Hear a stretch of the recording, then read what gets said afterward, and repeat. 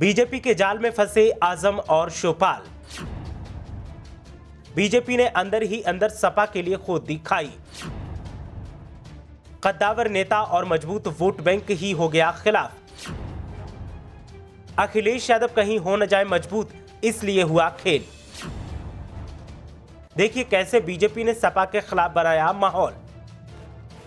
विधानसभा चुनाव से पहले अखिलेश यादव की लोकप्रियता उत्तर प्रदेश में 7वें आसमान पर थी, जिससे न सिर्फ विरोधी घबराए हुए थे, यहां तक कि सत्ताधारियों को भी हार का डर सताने लगा था। ऐसे में बीजेपी ने वो चक्रव्यूह रचा कि अखिलेश यादव की लोकप्रियता तो धूमिल हो ही गई, यहां तक कि अब पार्टी के वोट बैंक और कद्दावर नेताओं में भी दूरी बनती जा रही है। और इस सब के पीछे एक ऐसी साजिश है जिसे अखिलेश यादव तो समझ ही नहीं पाए, यहां तक कि उनके ही करीबी उनके खिलाफ हो गए और अखिलेश यादव इसको भांप नहीं पाए। दरअसल विधानसभा चुनावों के बाद जिस तरह यूपी में समाजवादी पार्टी को लेकर सियासी सरगर्मियां तेज हुई और जिस तरह से हुई वो बहुत से सवालों को जन्म देता है। शुरुआत शिवपाल सिंह यादव से हुई। चुनाव से पहले अखिलेश के सामने सरेंडर करने वाले चाचा ने भतीजे के खिलाफ नतीजे आते ही बगावती तेवर अपना लिए। तेवर भी धमकाने वाले कि सुधर जाओ, नहीं सुधरे तो सामने बीजेपी का ऑफर है। और इसी बीच अचानक Shivpal Singh common civil code का समर्थन करने लगे। चाचा की बगावत चल ही रही थी कि रामपुर से आजम खान के कार्यालय से भी बगावत का झंडा बुलंद हुआ। अखिलेश यादव पर आजम की मदद न करने का बड़ा आरोप लगने लगा।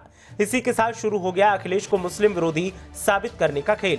पार्टी के अंदर से इस तरह की आवाजें उठने लगी कि अखिलेश मुसलमानों की कोई मदद नहीं करते। एक ऐसी पार्टी जिसके संरक्षक को मुल्ला मुलायम का नाम दे दिया गया हो, उसी पार्टी को मुस्लिम विरोधी साबित करने की एक मुहिम हजम नहीं होती। जिस पार्टी से 34 मुस्लिम विधायक जीतकर विधानसभा पहुंचे, उसी पार्टी के मुखिया पर मुसलमानों का दुश्मन होने का आरोप लगने लगा।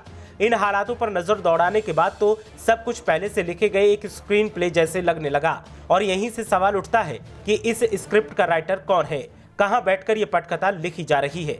धुंधली तस्वीरें साफ होने लगती हैं और पता चलता है कि कृत्रिम तौर पर पैदा की गए इन हालातों का किसे फायदा हो सकता है। अभी हम अगर पिछले 3 दिनों में सीतापुर जेल में बंद आजम खान से हुई मुलाकातों की बात करें तो शिवपाल यादव को परमिशन मिल जाती है और वो मुलाकात भी करते हैं। आचार्य प्रमोद कृष्णन भी 1.5 घंटे जेल में आजम खान से बात करके बाहर आते हैं। लेकिन जब लखनऊ मध्य के विधायक रविदास मेहरोत्रा के नेतृत्व में सपा प्रतिनिधि मंडल आजम खान से मिलने पहुंचता है तो उसे मिलने की इजाजत नहीं दी जाती। मीडिया में खबर एकदम चलने लगती है कि आजम ने सपा प्रतिनिधि मंडल से मिलने से इनकार कर दिया है। अखिलेश को भी बैकफुट पर आना पड़ता है और इस मुलाकात की कोशिश पर अज्ञानता जतानी पड़ती है, जो अखिलेश यादव की अधूरी जानकारी की तरफ इशारा करता है। कहने का मतलब कहीं न कहीं इस विरोध को मिल रही हवा में बीजेपी का भी हाथ है। इसे कहते हैं पर्दे के पीछे से लड़ना। ऐसा नहीं है कि बीजेपी शिवपाल या आजम खान को अपनी पार्टी में शामिल करना चाहती है। ऐसा करके उसे कोई राजनीतिक फायदा मिलने वाला नहीं है। उसका फायदा तो इस बात में ज्यादा है कि अखिलेश यादव के मोहरों से ही अखिलेश यादव को घेरा जा सके, और बीजेपी वही कर रही है। फिलहाल तो सपा के दोनों पुराने धुरंधर बीजेपी के जाल में फंसे हुए ही लग रहे हैं। अब देखना यह है कि इस जाल में कैसे अखिलेश यादव खुद को और अपने वोट बैंक के साथ साथ कद्दावर नेता को बचाते हैं, क्योंकि स्थितियां पार्टी के हित में कतई नहीं दिखती।